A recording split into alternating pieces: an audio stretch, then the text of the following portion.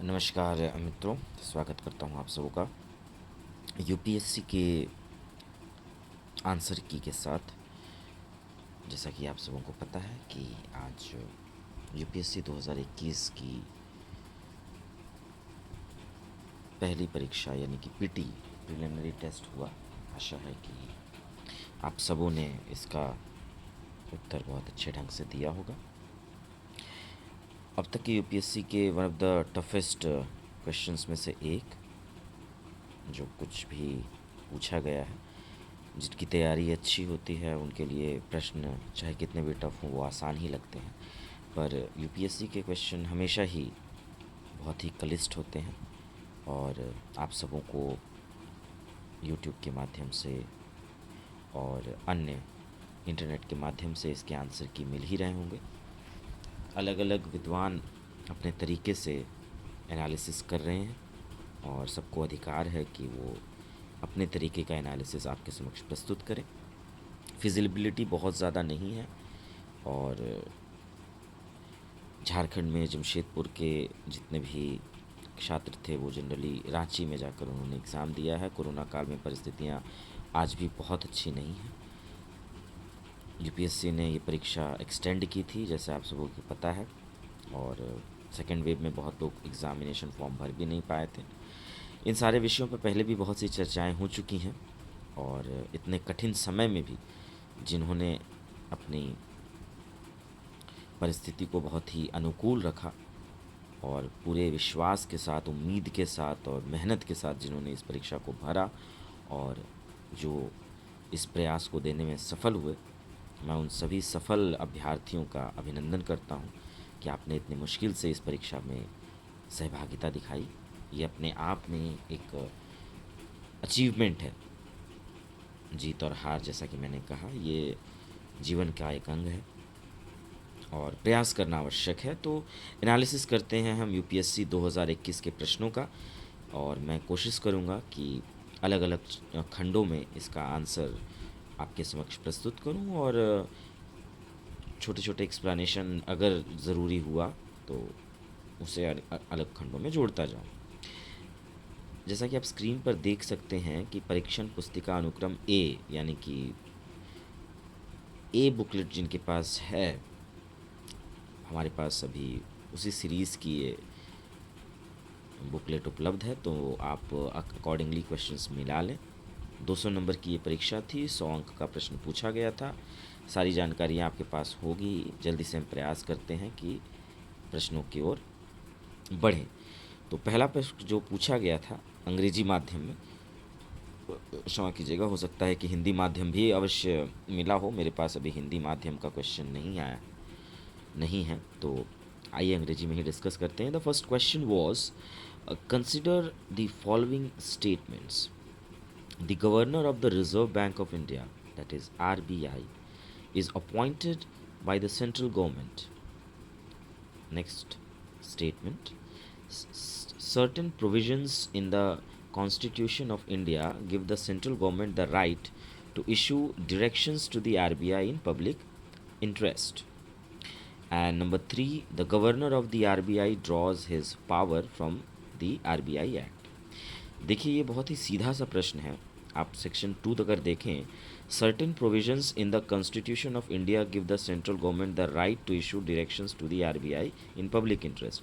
अगर आप ध्यान से भारतीय संविधान और अगर आरबीआई आपने पढ़ा होगा तो आरबीआई एक स्वायत्त संस्था है, ऑटोनोमस बॉडी शायद जिसे कहा जाता हो।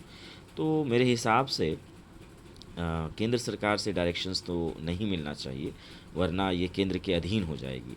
तो स्वायत्तता या ऑटोनॉमी जिसे कहा जाता है वो समाप्त हो जाएगी। ऑटोनोमस भी आप कह सकते हैं, अलग अलग शब्द हो सकते हैं। बस ये समझिए कि आप आरबीआई आज़ाद है, तो आरबीआई सेंटर के तो अधीन नहीं होनी चाहिए। तो नंबर 2 बिल्कुल नहीं हो सकता है। Number 1, the governor of Reserve Bank of India is appointed by the central government, हाँ ये होता है, आपने देखा भी होगा। और the governor of RBI draws his power from the RBI act, तो ये तो बिल्कुल सही बात है। तो इसका आंसर होना चाहिए सी, 1 and 3 ओनली। नंबर 2, जैसा कि आप देख सकते हैं, बड़ा सीधा सा प्रश्न है ये। नंबर 2 इसका आंसर बिल्कुल नहीं होगा। और अगर होता है तो ये बहुत ही चिंता की बात है। अगर केंद्र सरकार ही सब कुछ करेगी तो फिर सारी संस्थाएं जो है आज़ाद तो नहीं रह पाएंगी। तो मुझे उम्मीद है कि आप लोगों ने सी इसका आंसर दिया होगा, 1 और 3 ओनली। जल्दी से आगे बढ़ते हैं हम क्वेश्चन नंबर 2 की ओर। क्वेश्चन नंबर 2 है, with reference to casual workers employed in India consider the following statements. Statements are: all casual workers are entitled for employees' provident fund coverage. Number 2, all casual workers are entitled for regular working hours and overtime payment. The government by a notification specify that an establishment or industry shall pay wages only through its bank account. बिल्कुल मिलता जुलता प्रश्न आप देखें तो इसमें number 2 जो आप देख रहे हैं, all casual workers are entitled for regular working hours and over time payment, ये थोड़ा सा मुझे डिस्प्यूटेड लग रहा है। रही बात नंबर 1 और 3 की, तो ये तो शायद होना चाहिए, तो इसका भी आंसर सी होना चाहिए मेरे ख्याल से। और आगे हम इसकी विवेचना अच्छे तरीके से करेंगे। जल्दी से हम बढ़ते हैं क्वेश्चन नंबर 3 की ओर। क्या है question number 3?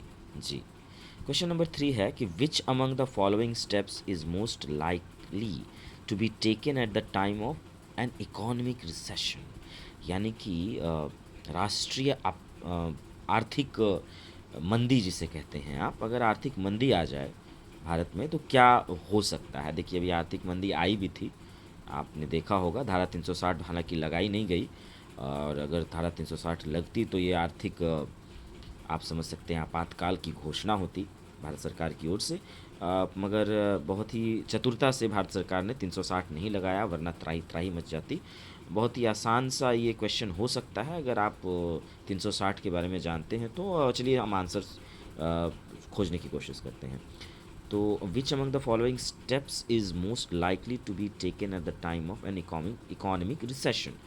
Cut in tax rates accompanied by increase in interest rate, increase in expenditure on public projects, increase in tax rates accompanied by reduction of interest rate, reduction of expenditure on public projects. देखिए, प्रश्न पूछता है कि which among the following step is most likely to be taken at the time of economic recession. अगर आपके देश में आर्थिक मंदी आ जाती है तो क्या करेगी सरकार? क्या सरकार को जो कि टैक्स रेट है उसमें कटिंग कर देनी चाहिए इंक्रीज़ इन इंटरेस्ट रेट के साथ, पहला वाला ऑप्शन। दूसरा बोलता है क्या सरकार को increase in expenditure on public projects, मतलब जितने भी पब्लिक प्रोजेक्ट्स हैं उसमें जो भी खर्च हैं उनको बढ़ाना चाहिए, बढ़ावा देना चाहिए, जिससे कि पब्लिक प्रोजेक्ट्स को सहायता मिले, सहयोग मिले और वो बढ़ सके और देश की प्रगति में हाथ बटा सके इकोनॉमिक ग्रोथ के हाल से।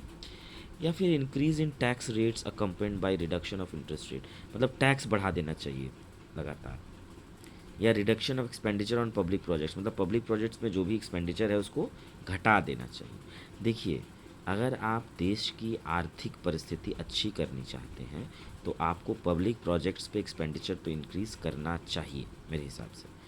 तो इसका आंसर बी होना चाहिए, 3 का बी, बड़ा ही सीधा सा आंसर है। ये अपनी अपनी विचारधारा है, प्रश्न के आधार पर इसका आंसर बहुत सीधा सा आंसर बी लग रहा है, 3 का बी। आप चेक करें, होना चाहिए, अगर आपने लिखा है तो ये सही होना चाहिए।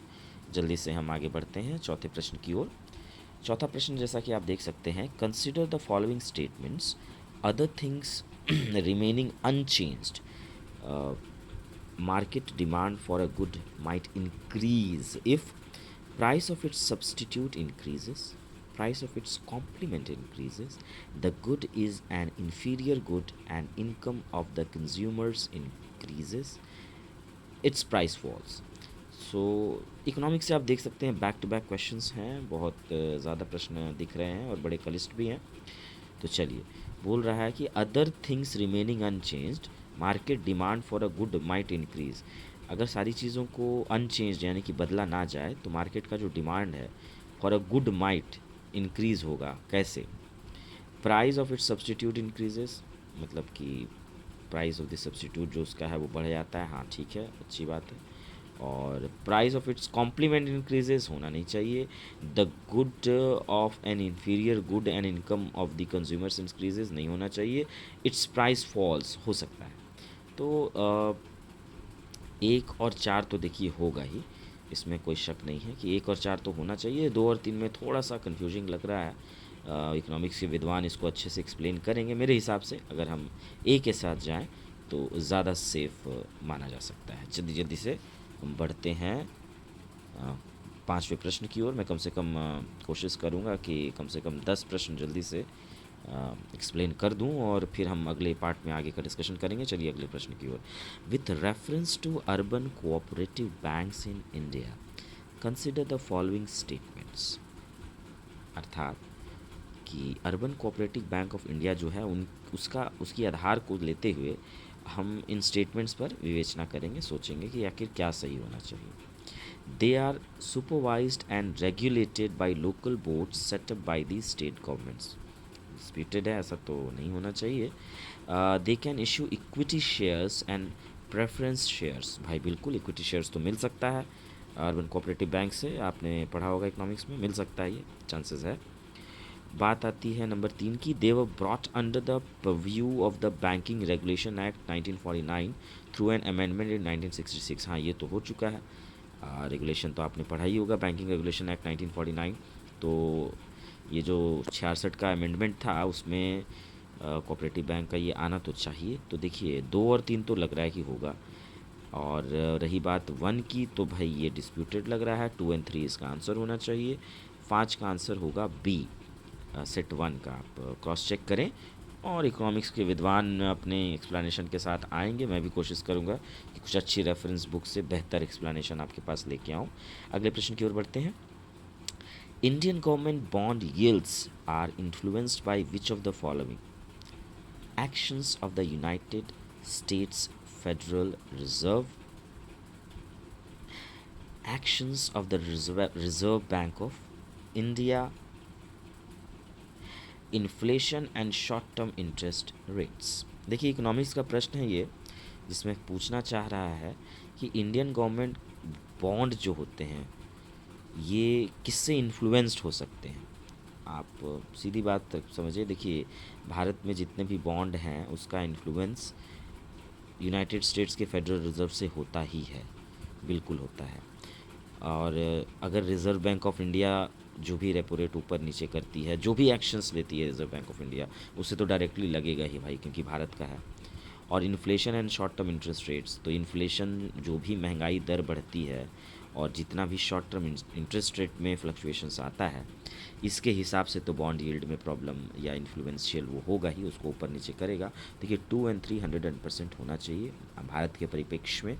रही बात यूनाइटेड स्टेट्स फेडरल रिजर्व की, तो वो डायरेक्टली देखिए इफेक्ट करता है, आपने सुना भी होगा। इसीलिए आप जो भी न्यूज़ देखते हैं उसमें डॉलर के बनिस्बत भारतीय रुपए की जो कीमत ऊपर नीचे होती है, इस बारे में चर्चाएं होती है। इकोनॉमिक्स में आपने पढ़ भी रखा है। इसका आंसर होना चाहिए डी, 1, 2 एंड 3, तीनों का तीनों इन्फ्लुएंस कर सकता है। अगले प्रश्न की ओर बढ़ते हैं, क्वेश्चन नंबर 7। देखें 7वां नंबर क्या है। ये भी इकोनॉमिक्स का ही लग रहा है शायद। बहुत क्वेश्चन इकोनॉमिक्स से बैक टू बैक स्टार्टिंग में ही पूछा गया है, और इनिशियली आप कंफ्यूज हो सकते हैं। मुझे लगता है इसको पीछे से स्टार्ट करना चाहिए था।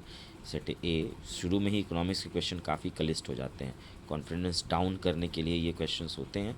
अगर आप इकोनॉमिक्स के स्टूडेंट नहीं हैं तो आपके लिए परेशानियाँ होनी निश्चित है, और इसीलिए यूपीएससी को शायद भारत का ही नहीं बल्कि विश्व का सबसे मुश्किल और कठिन एग्ज़ाम माना जाता है। लेकिन चलिए इस बारे में हम चर्चा ज़रूर करेंगे आगे। अगले प्रश्न की ओर बढ़ते हैं। Number 7, consider the following foreign currency convertible bonds, foreign institutional investment with certain conditions, global depository receipts, and non-resident external deposits. Which of the above can be included in foreign direct investment?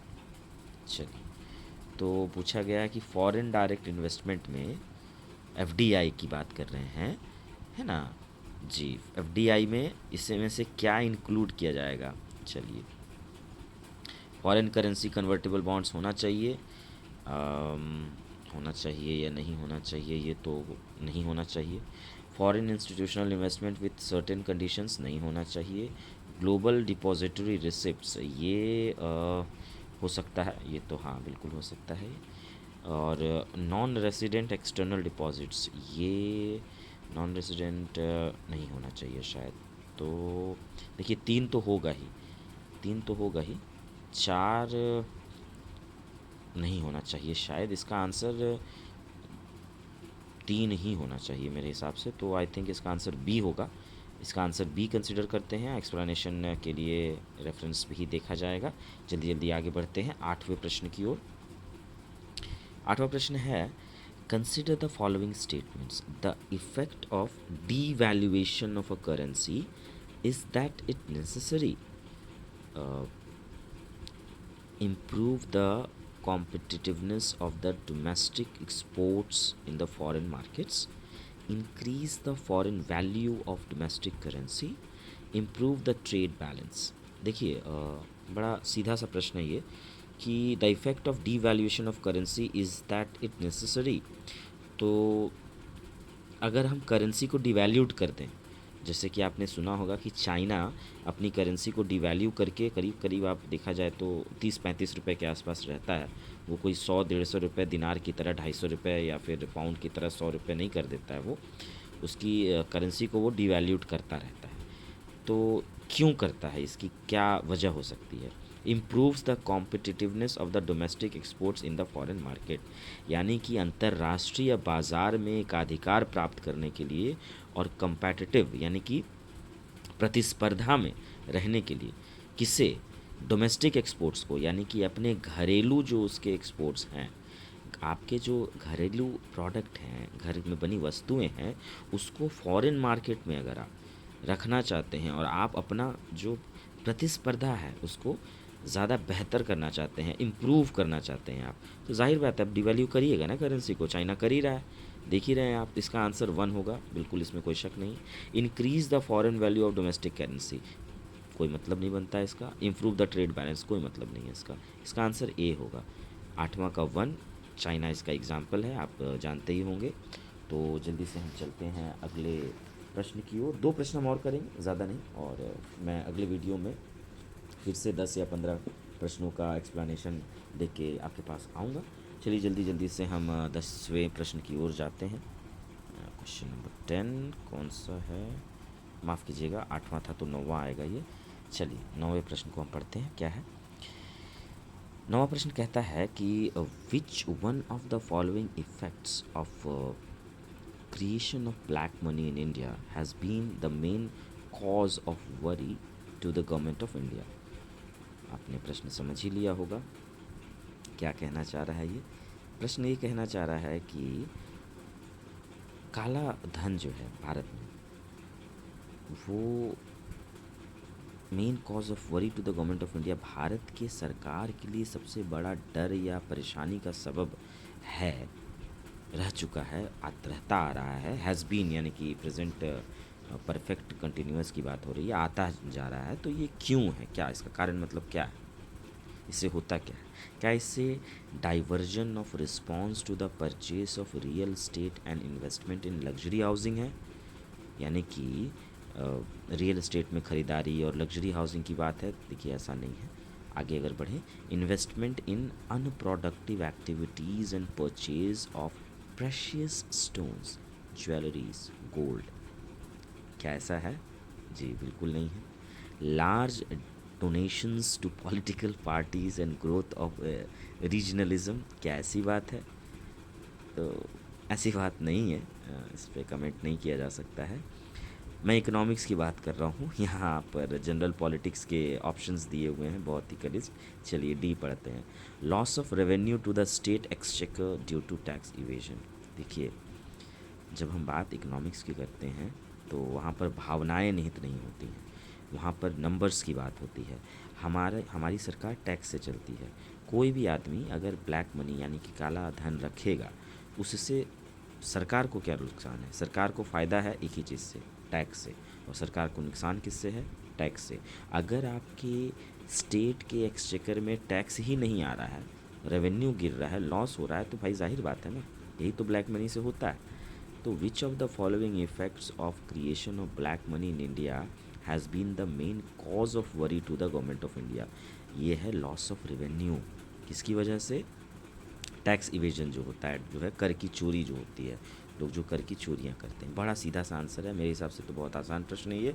बाकी आपने जो भी देखा हो इसका answer D होना चाहिए, 9 का डी।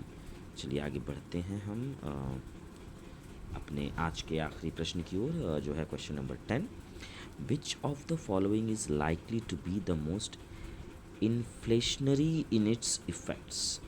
अच्छा, मतलब ये पूछ रहा है कि विच ऑफ द फॉलोइंग जो है अपने आप में इन्फ्लेशनरी कौन सा है, इफ़ेक्ट कौन सा देगा। चलिए, रीपेमेंट ऑफ पब्लिक डेट, यानी कि जो पब्लिक की का उधार है, पब्लिक डेट जो होता है उसका रीपेमेंट करना। Borrowing from the public to finance a budget deficit, बिल्कुल नहीं। Borrowing from the banks to finance a budget deficit, public से अगर किया उसके बाद बैंक से लेता है, ठीक है। Creation of new money to finance a budget deficit. Which of the following is likely to be most inflationary in its effects. अगर हम creation of new money to finance करते हैं बजट डिफिसिट के लिए, तो जाहिर बात है ये बहुत ज़्यादा उपयुक्त होना चाहिए। 10 का आंसर होगा डी। तो हम जल्दी ही वापस आएंगे अच्छे एक्सप्लेनेशन के साथ। हमें अभी भी 90 क्वेश्चंस और करने, तो आप धैर्य रखें। अलग सोर्सेज से आप इसका आंसर शीट ज़रूर बनाएं, और सिर्फ आंसर की से कोई फ़ायदा नहीं होने वाला, मैं आपको बता दूं। तो आपके पास बहुत से वीडियोस पहुंच रहे होंगे, और हर किसी व्यक्ति का, हर किसी टीचर का, हर किसी ज्ञानी का, और हर किसी एक्स IAS और IPS का की विचारधारा एक जैसी नहीं होती है। प्रश्नों के उत्तर को समझना और उसके ऑप्शंस में भी एक्सप्लेनेशन खोजना, ये है UPSC, जो आपको एक बहुत ही क्लिष्ट जानकारी उपलब्ध कराता है। ये क्लिष्ट प्रश्न भी है। कोशिश करें कि हर एक पक्ष पर डिस्कशन होना आवश्यक है।